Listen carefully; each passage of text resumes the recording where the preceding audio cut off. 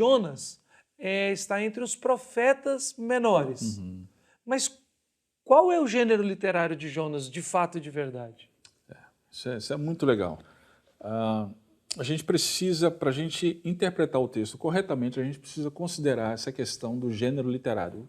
É o tipo do texto. Ele mostra para a gente o propósito do autor ao escrever o que ele escreveu. Não é? Por exemplo, se eu vou escrever sobre amor, de novo, a minha esposa. Vamos citar aqui a esposa da gente. Você vai escrever para sua esposa sobre amor, né? Um bilhete no WhatsApp. Vai ser de uma forma. Isso revela a sua intenção, isso revela o seu propósito. Sim. Agora, se o jornal da cidade falar, Reverendo Ludiaro, eu queria que você escrevesse sobre amor, você vai escrever da mesma forma que você escreveu para sua esposa? Claro que não. Né? Por quê? Porque você vai ter um outro propósito. Né? E vai ser mais formal, mais conceitual e etc. E outra, né? no primeiro você vai provavelmente, né? É o nosso, mesmo que não sejamos muito habilidosos nisso, vamos desejar usar de um tom poético para com as nossas esposas, né? Isso, exatamente. Para o jornal, nós vamos discorrer um tema, então vai ter um tom mais descritivo do texto, né? Isso, exatamente. Não, se você fala assim, não, escreva sobre amor, né? É diferente de falar, faça uma poesia sobre amor ou de amor. Perfeito, perfeito. E a Bíblia ela é riquíssima de tipos de texto, né? Sim. A gente tem poesia, a gente tem narrativa, a gente tem profecia. Então a gente precisa perceber no texto, tentar perceber no texto, peraí, que gênero literário é esse? E como você mencionou, Jonas é uma profecia. Bem, se Jonas é uma profecia, como é, então eu devo lançar mão de ferramentas de como interpretar uma profecia, né? Deixa eu citar mais uma ilustração que eu estou lembrando aqui.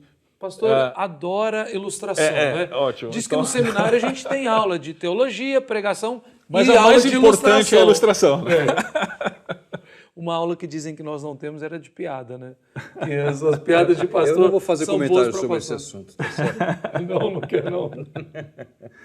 Bom, o Prega Palavra, ele tem... nós temos treinado pastores e líderes em Moçambique. A gente está indo todo ano para Moçambique, 2 vezes ao ano e tal. E lá é uma riqueza de frutas incrível. Tem uma fruta que me chamou a atenção, é a maçã. Ela é uma fruta que parece um maracujá, só que por dentro ela é amarelada tal, e o tamanho parece um maracujá, mas por fora ela é dura como o coco. Uau. E aí o pessoal lá me levou na árvore para colher esse fruto, e aí eu achei muito legal tal. Eu falei, tá, mas como é que eu saboreio a fruta? O camarada pegou da minha mão, peraí pastor, tacou no muro que tinha perto. Aí ela abriu, não, agora você pode comer. Eu falei, é assim. Que legal, né? Pois é, então, agora, eu não vou comer uma maçã como eu como uma banana. Uma maçã. Uma maçã, uma manga. Cada fruta, a natureza da fruta, ela determina como eu vou tratá-la para saboreá-la. Eu estou lembrando da minha consulta com a minha nutricionista. A mesma coisa é o texto. É a natureza do texto que determina como eu vou interpretá-la. Se eu desconsidero isso, eu acarreto em erro interpretativo. Então tem gente considerando o provérbio, por exemplo, como promessa. É verdade. Né? Às vezes até como um tipo de lei, como doutrina. Mas você usou um termo até que alguns espectadores podem não saber direito, para quem estuda um pouquinho o seminário já sabe, falou em perícope, né?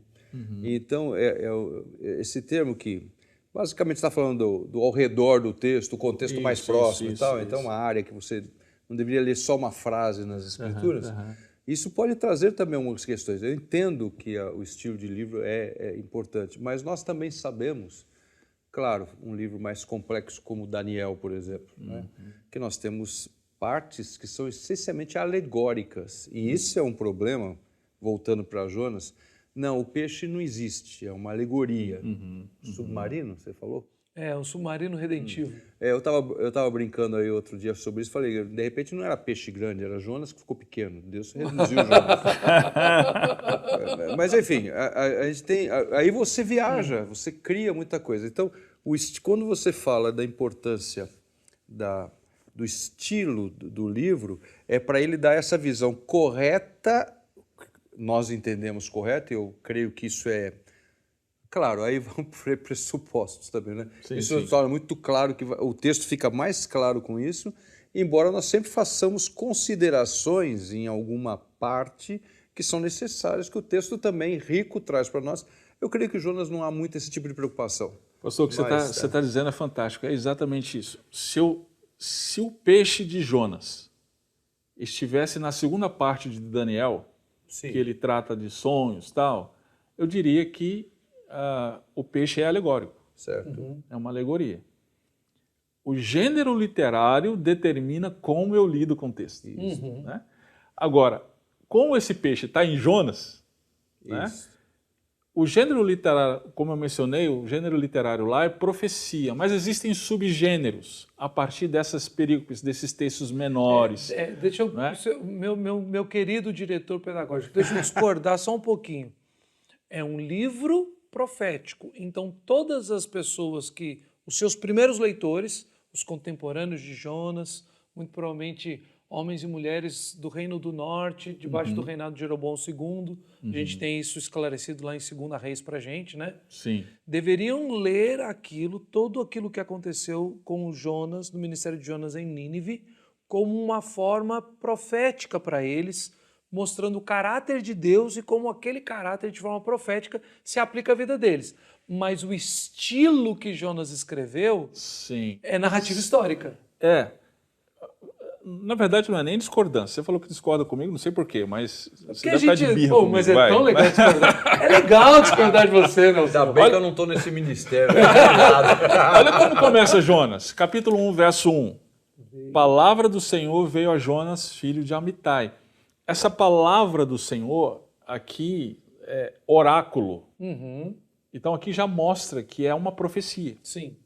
É uma profecia. Né? Agora, essa profecia, existem estilos nas profecias de serem entregues. Né? Uma vez um profeta, ele como Elias, como Isaías, né? Ele se veste de pele de carneiro, né? Para entregar a sua palavra. Esse é um estilo O Jeremias Ou fica nu. Isaías também ficou nu. 3 anos. Ezequiel, que ficou deitado e de um lado um tempão para mostrar o tempo que Deus ia fazer isso ou aquilo. Sim, sim. Que teve que assar a sua comida, né? É, Preparar sim. comida, que Sim. o fogo era feito nas fezes de animal. Isso, Então, exatamente. Jeremias, através de lamentações. Né? Então, existem estilos nas profecias. Qual é o estilo da profecia de Jonas? É por isso que eu mencionei subgênero. Né? É narrativo. É uma narrativa. Você vê no capítulo 1, capítulo 3, capítulo 4, uma narrativa. Agora, interessantemente, no capítulo 2 a gente encontra uma poesia. O 2 é uma poesia. Isso, Por que será? Por que essa poesia está no capítulo 2? É uma pergunta interessante para a gente. E sem que há uma preocupação, naturalmente, no Ministério Prega a Palavra também de tornar algumas coisas claras quando nós vamos transmitir às pessoas. Eu não fiz o curso completo, fiz um módulo pequeno, como vocês sabem, lá num paralelo, vamos dizer assim, não era propriamente do Ministério da Palavra, mas dentro do mesmo projeto. Mas, por exemplo, quando você fala em profecia, hoje as pessoas, no contexto brasileiro, se fala em profecia, a cabeça da pessoa, aí eu não sei se a gente usaria um pressuposto ou preconceito, já imagina a profecia uma coisa. Tipo então, uma visão futurística. Normalmente é isso. Uma revelação de algo íntimo do seu, né? Mas agora, quando nós olhamos, então nós precisamos pesquisar e fornecer essas informações aos ouvintes para que eles, quando nós estamos comunicando, entendam realmente todo o contexto para poder passar. Então, a gente percebe que realmente o trabalho é muito mais trabalhoso do que a gente pode pensar. Sim, com certeza. Acho que Porque você trouxe uma coisa... alguém pega a Bíblia e fala, sim. eu vou ler a história do peixe. Pronto, eu leio a história do peixe, ou do leão. lá Muito ainda legal. é Daniel, ou sei lá, do mar lá com Jesus. Então são as historinhas que chamam a atenção. Claro, elas fixam mesmo e estão na Bíblia com um propósito. Não há Sim, nada sim. sem propósito. Sim. As Escrituras, eu conheço essas histórias fantásticas sobre o livro de Crônicas, que é um livro, Sim. o começo de Crônicas, extremamente cansativo de ler. Alguém fala, por que está isso aí? Não é? E tem histórias fantásticas, mas há coisas... Vocês falam de piada das histórias básicas do seminário, lá das ilustrações, primeiro alguém contar quando Jonas, quando Zaqueu desceu da árvore, o primeiro galho era o galho do orgulho, o segundo galho era o galho da posição social, o terceiro galho era o galho da riqueza. E meu professor dizia assim, era uma árvore, ele desceu de uma árvore.